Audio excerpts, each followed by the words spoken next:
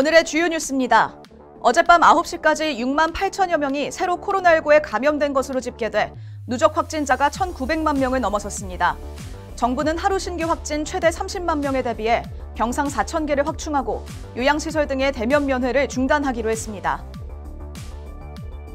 제주도로 수학여행을 다녀온 전북 전주시의 한 고등학교에서 학생과 교사 150여 명이 코로나19에 집단 감염됐습니다.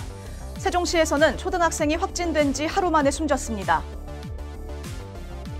민주당이 교섭단체 대표연설에서 대통령실이 검찰 측근 인사에 장악됐다며 박근혜 전 대통령 탄핵 사태까지 언급하자 여당이 반발하고 나섰습니다. 여야가 약속한 원구성 협상 시한이 오늘이지만 이견을 좁히지 못하고 있습니다. 하반기 한미연합훈련의 새 명칭으로 을지 프리덤실드가 유력하게 검토 중인 걸로 알려졌습니다. 앞서 2018년 북한과의 비핵화 협상 기조를 반영해 기존 3대 연합훈련을 모두 폐지했는데요. 키리졸브, 독수리 훈련과 함께 3대 연합훈련으로 꼽히는 을지 프리덤 가디언의 이름을 바꿔 5년 만에 부활시키는 겁니다.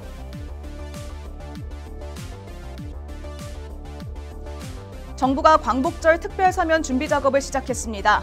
이재용 삼성전자 부회장은 복권, 이명박 전 대통령은 사면, 김경수 전 경남지사는 가석방으로 가닥을 잡은 걸로 파악됐습니다. 유럽연합이 러시아산 금 수입 금지와 러시아 최대 은행의 자산 동결 등 신규 제재를 승인했습니다.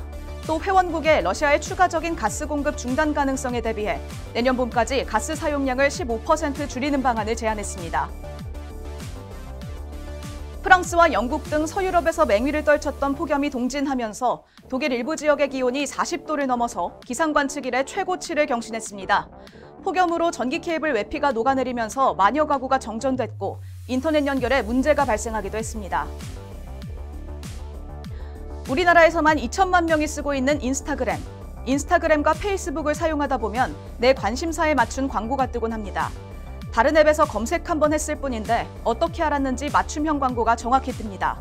최근 이들을 운영하고 있는 메타가 광범위한 개인정보 수집 동의를 받고 있는데 동의하지 않으면 서비스를 이용할 수 없다고 합니다. 불법 촬영 범행을 저지른 뒤 전자발찌를 끊고 도주했던 성범죄자가 하루 만에 붙잡혔습니다. 알고 보니 4년 전에도 전자발찌를 끊고 도주했습니다. 전자발찌를 끊을 생각을 하기 어렵도록 평소 감독하는 전자감독 인력을 조속히 충원해야 한다고 지적합니다. 한국산 가상화폐 루나테라 폭락 사태를 수사 중인 검찰 합동수사단이 가상화폐 거래소 등 15곳을 압수수색했습니다. 합수단이 본격적인 강제 수사에 나서면서 권도영 대표 등에 대한 수사가 속도를 낼 전망입니다. 지난해 자녀나 부모 등 직계 좀비 소객의 재산을 증여한 건수가 역대 가장 많았습니다. 모두 15만 5천여 건을 증여해 5년 새 2.5배 가까이 늘었는데요. 금액은 52조 원을 넘었습니다. 집값도 뛰고 종합부동산세 등 보유세 부담도 커지면서 주택 증여가 늘어난 영향으로 보입니다.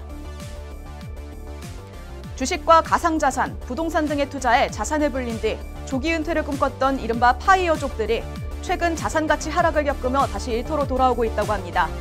이를 두고 자산 가격 폭등 시기에 평가절하됐던 노동의 가치가 재조명되고 있다는 분석이 나옵니다.